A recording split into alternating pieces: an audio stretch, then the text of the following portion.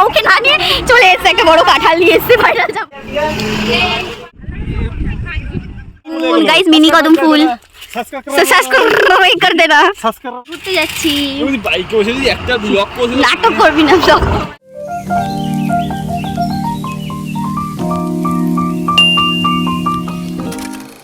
সবাইকে welcome back to my channel. তো সবাই কেমন আছে? আশা করি সবাই ভালো আছে। তো আজকে জামাই ষষ্ঠী, আজকে যাচ্ছি মামা বাড়ি। অনেক বছর পরেই মামা বাড়ি যাচ্ছি, মামা বাড়ি যাওয়া হয় না খুব একটা, তো তাই জন্যই ব্লগটা অন করলাম। তো চলো দেখতে থাকো সারাদিন আজকে কী করি। তো সকাল সকাল এখানে স্নান টান হয়ে গেছে।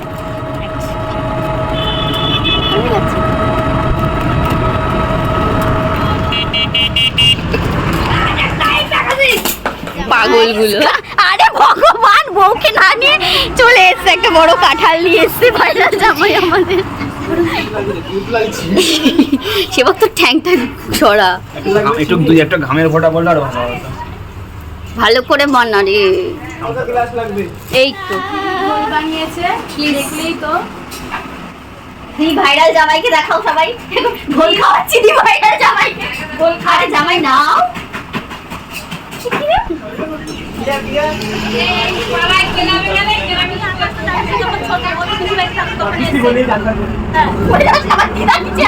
তারপরে বলি কি চল আমরা দুজন মিলে বসে তালপুরে নিয়েছি, কতগুলো লেগেছে তালপুরাতে। হ্যাঁ আমি আর ওকে চিকেন তন্দুরি খেয়ে, হ্যাঁ তারপর মাংস খেয়ে গেছি।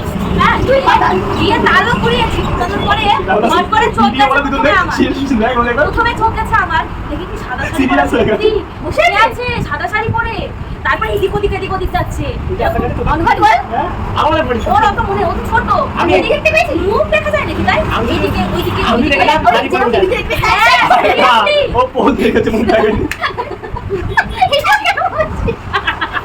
আমার কি সমস্যা কি এখন ভূতে রয়েছে? কি সমস্যা কি বন্ধু? নাম হচ্ছে নিতাই, একসাথেই মত করতে আমার বাবা। এই ভূতে মানে কানেকশন আছে। এই বাবা মত খাওয়া আমার নামটা সেভ করি।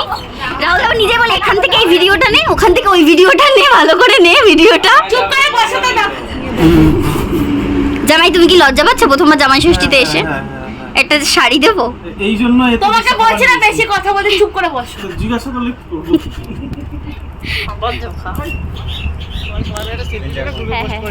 আমরা ঘুরতে এসেছি গাইস, আমরা এখন খাওয়ার পরে ঘুরতে বেরিয়েছি গাইস এই সুন্দর মনোরম জায়গাটায়, অতি সুন্দর, সবুজে সবুজে ঘেরা, সবুজে সবুজে, কিন্তু দেখতে পুরো পাগলের মতো লাগছে। ওই যে পেছনে দা ভাইরাল জামাই আসছে, সর দেখতে দে ভাইরাল জামাইকে। এ ভাইরাল জামাই, দি ভাইরাল জামাই এই পেছনে আসছে।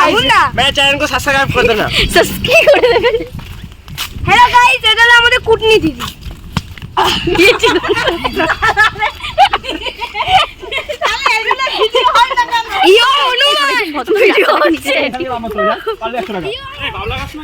এই ভূত থাকে কিন্তু এখানে, বাবলা গাছে তবলা বাজায় ভূতে, বলছে বাবলা গাছে তবলা গাছে, তবলা গাছাই বলছি।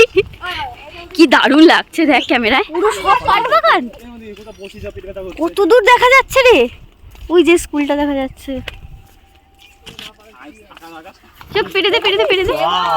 বাহ দারুণ না? কি দারুণ গাইস, মিনি কদম ফুল সাবস্ক্রাইব করে দেনা। বাবা এরকম করলো, এই তো এই ঝরে যাচ্ছে, ঝরে ঝরে হচ্ছে। এই এরকম লম্বা করে ধরে ঝরবে না, তোরা চুপ কর।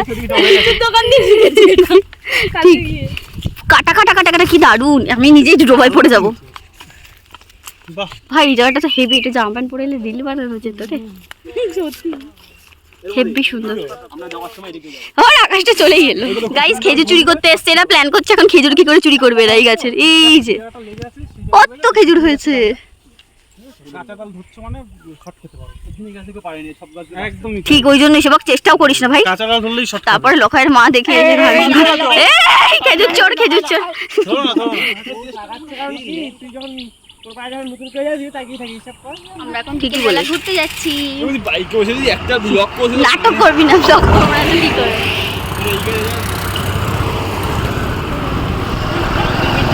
লম্বা টকার এই দুটো বাইকে আমি বসেছি, আর এরকম জোরে জোরে এরকম জোরে জোরে চালিয়ে নিয়ে গাড়ি নিচে তো দেখা বলে ধরে যাচ্ছে, বাচ্চা ড্রাইভার টোটো গেল যেরকম ড্রাইভার আমার উপরে এই হলো তো তো বিকেলবেলা আমরা বেরিয়ে পড়েছিলাম ঘোরার জন্য। আমরা গেছিলাম মুকুন্দনগরে, আর সেদিন এত ক্রাউডেড ছিল যে আমরা বসার জায়গায় খুঁজে পাচ্ছিলাম না। মানে মনে হয় সব লোক এখানে মুকুন্দনগরেই চলে গিয়েছিল, সব জামাইবাবুরা।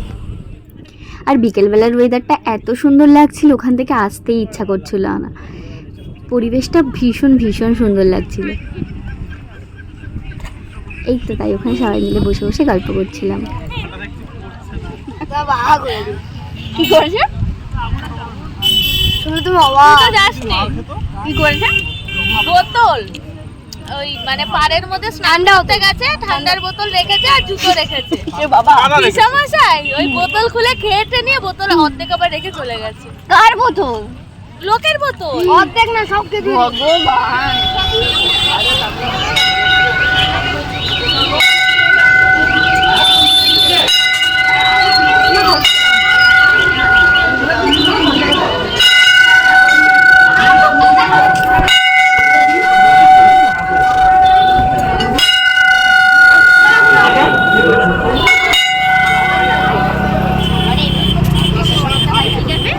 তারপর এই তো ঘুরে ফুচকা খেয়ে সবাই বাড়ির জন্য আবার বেরিয়ে পড়লাম।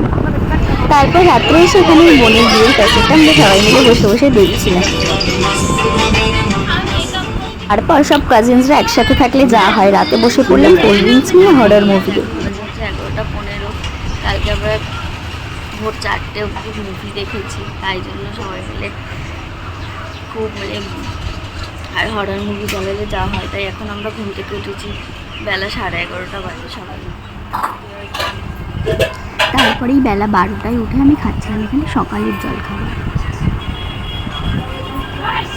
এই হয় আর কি, একটা নিয়ম মাফিক জীবন ছেড়ে মামাবাড়ি গিয়ে থাকলে যেটা হয়।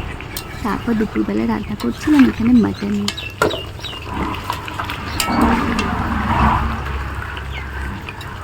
এই তো রান্না টান্না সেরে দুপুরে সবাই মিলে একসাথে খেতে বসে পড়লাম। তারপর দুপুরবেলার খাওয়া সেরে একটু রেস্ট করে বিকেল আমরা বাড়ির জন্য বেরিয়ে পড়লাম। গোটা দুটো দিন কিভাবে কেটে গেল বুঝতেই পারলাম না। অনেক দিন পরে মামাবাড়ি গিয়ে খুব ভালো সময় কাটলো। চলো আজকের মতো টাটা, দেখা হবে আমার নেক্সট কোনো ব্লগে।